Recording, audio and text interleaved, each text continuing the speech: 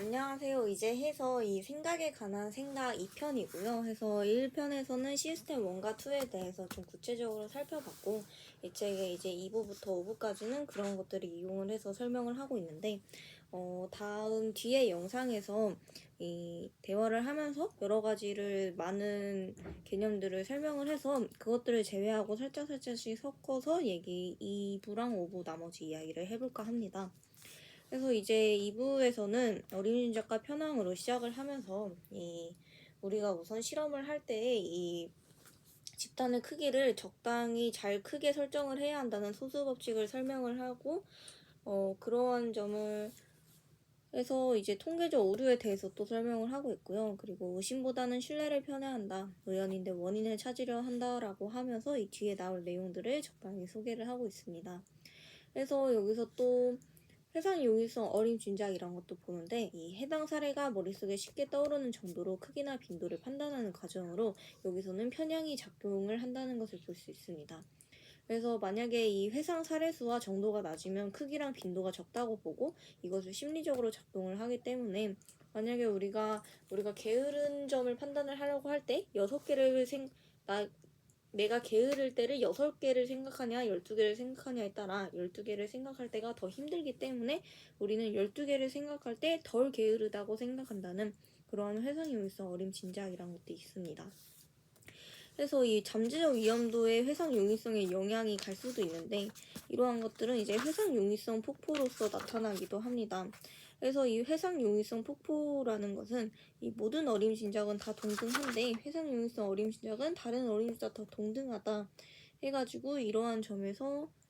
러브콘을 알라 공포 사건 이런 것들을 나타내기도 합니다. 그래서 여기서는 이 지속적으로 관심을 유도를 해가지고 이 사람들이 그것에 대해서 더 공포감을 느끼고 더 적극적으로 행동을 하도록 그렇게 언론이 영향을 끼친 그러한 예시들도 있었습니다. 그리고 이제 대표성 판단이라는 것을 통해서 계속해서 이 잘못 생각하는 것에 대해서 얘기를 하고 있는데 여기서 또 대표성 판단은 이렇게 확률을 추정할 때는 기저를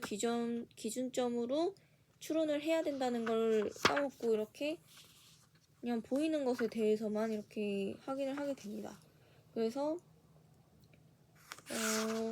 우선은 대표성을 가지고 생각을 하게 됐을 때 뭐 키가 아주 크고 마른 운동선수는 축구선수보다 농구선수일 확률이 훨씬 높다. 이러한 점은 통계적으로도 확인이 되기 때문에 이렇게 정확할 때도 많긴 하지만 이것의 안 좋은 점에 대해서는 이렇게 만약에 이 톰이 주요 대학에 다니는 대학원생이라고 했을 때 여러 분야들을 주면은 그 중에서 가장 통계적으로 많은 학과를 골라야 하지만 만약 이 톰이 이 감정이나 연민은 거의 없고 도덕의식은 강한데 이 기계적이다라는 걸 했을 때 컴퓨터 과학을 할 것 같다는 그러한 이 성격만을 가지고 원인이 될 수 없는 것을 판단하는 거에 있어서 대표성 판단이 잘못될 수 있다는 것을 말해주고 있습니다. 또 린다 문제 같은 것도 저희가 이제 기저율을 판단으로 해야 되는데 만약에 린다의 성격을 듣고 걔네가 린다는 은행 직원일 거다. 근데 아니면 여성 사회 운동을 하는 은행 직원일 거다 했을 때 그 성격을 듣고 당연히 이 전자가 후자를 포함을 하지만 후자를 선택하는 그러한 것도 나타난다는 점이 있습니다. 그래서 이제 평균 획이라는 것도 나타나게 되는데 아까 10장에서 나타난 우연인데 원인을 찾으려 한다라는 예로 그냥 갑자기 그날 주식이 올랐을 뿐인데 우리는 그 주식이 계속 오를 것이라고 판단을 하거나 아니면 어떤 농구 선수가 이렇게 골을 그날따라 잘 넣는데 그 선수의 실력이 좋을 것이라고 예측을 하는 건데 이러한 것들이 이 성공은 실력과 운이 결합을 하는데 오로지 실력이라고만 생각을 하고 운이 작용할 것이라는 생각을 못해서 이 평균 획이라는 것을 못하게 됩니다. 그래서 우리는 평균 획이라는 것을 잘 할 필요가 있는데 아까 주식 얘기도 했던 것처럼 어떻게든 그 평균으로 이렇게 들여보내야 이 예상에서 크게 벗어나지 않는 것에서 볼 수 있기 때문에 그러니까 만약에 골프를 쳤어도 그날따라 잘 친 건데 그 다음 날에도 잘 칠 것이라고 예상을 하면은 그건 생각보다 예측이 크게 빗나갈 가능성이 높기 때문에 우리는 평균 회귀를 해야 합니다. 그리고 또 이제 직관이라는 얘기를 하는데 이 직관은 주로 반복된 경험에서 생긴 기술과 전문성에서 나오는 직관, 어려운 문제를 쉬운 문제로 바꿔치기 하는 어림짐작에서 나오는 직관 등이 있는데 이러한 직관적 예측 또한 우리가 그 전 과거의 일을 실력이라고 판단을 해서 오늘 생각을 못하기 때문에 이 직관적 예측을 회귀로 수정해야 한다라는 그러한 이야기도 계속했었습니다. 그래서 이제 다음으로는 과신 이 3부 얘기를 하는데 그래서 타당성 착각이라는 것을 얘기를 합니다. 그래서 미래는 예측할 수 없다는 것을 알면서도 이 계속해서 예측이 타당하다고 여기는 것 그런 것을 하게 되는데 이런 거는 또한 시스템 1이 작용을 해서 그렇기 때문이고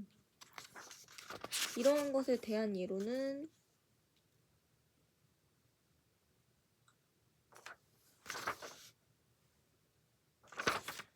만약에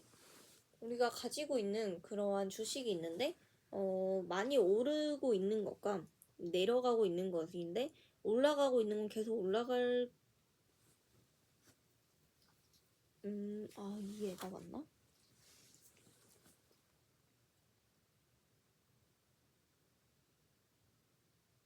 올라가고 있거나 내려가고 있는데 이러한 것들을 우리가 미래를 예측할 수는 없지만 계속 오르는 것은 오를 것이라고 생각을 하고 아니면 너무 낮아 오를 가능성이 있다고 생각을 하거나 지금 높기 때문에 내려갈 가능성이 있다고 생각을 하거나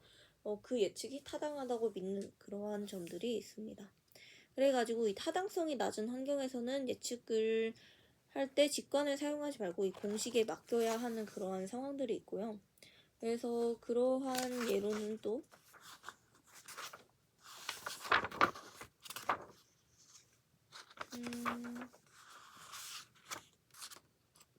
그러한 예는 뭐 포도밭 이런 걸로 해서 이제 좋은 와인이 생성이 되려면은 그 날씨를 생각을 해야 되는데 그러한 것들을 이제 공식을 맡겨서 예측을 하는 게 훨씬 더 정확하다 그러한 관점이 있는 거죠. 그래서 지금 계속해서 넘어가고 있는 것은 다음 영상에서도 소개될 그러한 개념들이 있기 때문에 지금 이렇게 해서 넘어가고 있습니다.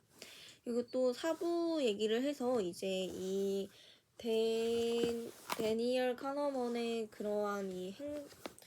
행동 경제학에 대해서 이제 직접적으로 얘기를 해주고 있는데 우리는 그 전까지 이제 기대 효용 이론이라는 베르누이 이론을 믿게 되면서 이 부의 선호도를 기준으로 위험을 다루기 때문에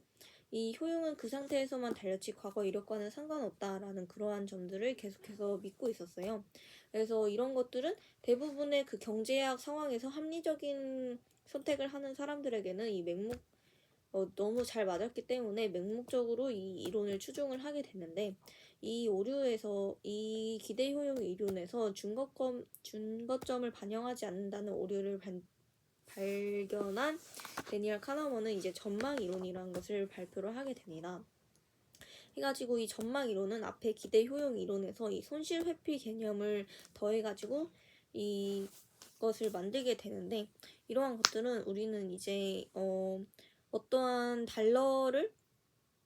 잃거나 얻는 그 손실과 이익이 있을 때 이 심리적 가치가 이 손실이 이익보다 2배가 더 넘게 감정 변화가 일어났다는 그러한 예시를 들면서 이 손실 회피 개념을 다루고 있습니다. 그래서 이러한 전망 이론으로서 이제 소요 효과, 부정성 지배, 가능성 효과, 할수성 효과, 드문 사건, 틀짜기 효과, 심리적 개작 이런 것들을 얘기를 하고 있는데 이 중에서 얘기를 하지 않았던 거 하면은 부정성 지배와 같은 그러한 점이 있을 것 같습니다. 그래서 부정성 지배라는 것은 우리가 앞에서도 이 손실을 그 이익보다 더 크게 느꼈던 것처럼 이 부정적인 감정에 대해서는 우리가 더 크게 느낀다는 것인데 이러한 예로는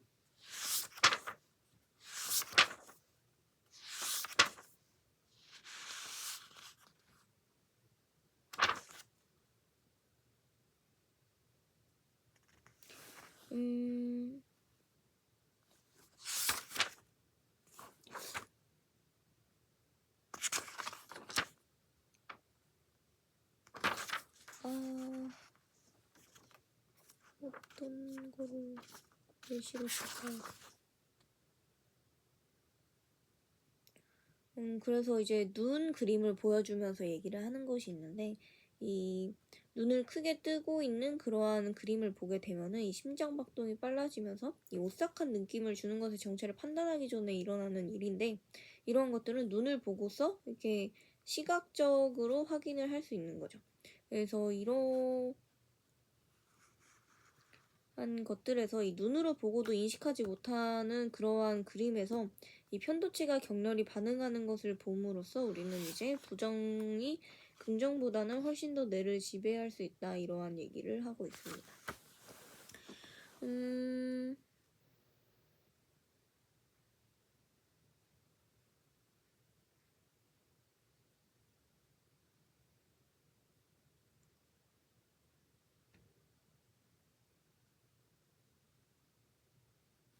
그래서 네, 이러한 것들이 있고 해서 4부에서 마지막으로 다룰 거는 이 역전이라는 것이 있는데, 우리는 단일 평가와 공동 평가를 할 때 이 계속해서 이 우리의 평가가 달라지는 것을 확인을 할 수 있습니다. 해서 역전이라는 것은 우리가 시스템 1으로서 이 단일 평가를 할 때는 이 부정적으로 판단을 했던 것이 시스템 2로서 공동 평가를 할 때는 긍정적으로 변할 수 있는 이런 것들을 일관된 확률로서 열어나기 때문에 역전이 일어난다는 그러한 점들도 있습니다. 그래서 이러한 것들을 이제 설명을 하고 이 마지막에 5부에서는 두 자아에 대해서 설명을 하고 있는데, 여기서는 이제 경험하는 자와 기억하는 자아에 의한 말들도 하고 이러한 것들을 포함을 해서 뒤에서는 이제 우리가 과연 이 합리적인 인간에 대한 이 정의를 어떻게 할 것인가, 그리고 이 만약에 우리가 합리성을 어떻게 판단하냐에 따라서 우리는 합리적이어야 될까 아닐까, 그러한 점을 다루게 되는데, 저는 이 책을 통해서 제가 지금까지 합리적이었지 않았다는 것을 알게 됨으로써 되게 지금까지의 행동을 바라보게는 됐지만, 이 합리적 행동이라는 것을 굳이 할 필요는 없다고 생각을 하는데요. 여기서 이제 합리적 행동을 어떻게 정의하느냐에 따라서 이렇게 보게 되지만, 저는 이 비합리적이어야 된다고 하는 거는 이 경제적 활동, 경제자들의 그러한 규정을 이렇게 보게 됩니다. 그래서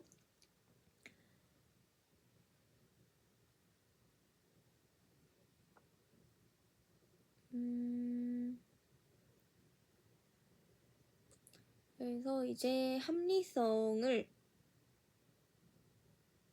믿음과 선호도가 타당한가, 분별이 있는가, 내면의 일관성이 있느냐라 이제 판단을 하게 된다면,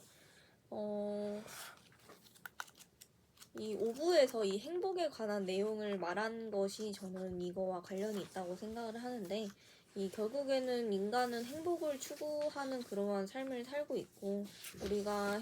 그러니까 이 심리적으로 안정감을 느끼기 위해서 지금까지의 편향, 어림짐작들을 다 해왔는데, 그러한 것들을 통해서 우리가 행복감을 느끼게 된다면 굳이 행복에는 합리성을 따질 필요가 없다라는 그러한 말을 해주고 있는 것 같다는 생각이 들었습니다. 그래서 우리는 행복을 체감 행복과 우리의 삶을 평가하는 판단, 그리고 이 기억과 경험 등으로 이제 그래서 그런 것들로 이제 행복을 판단을 하니까요. 네, 행복에는 합리성을 따지지 말고 여러분도 행복하셨으면 좋겠습니다.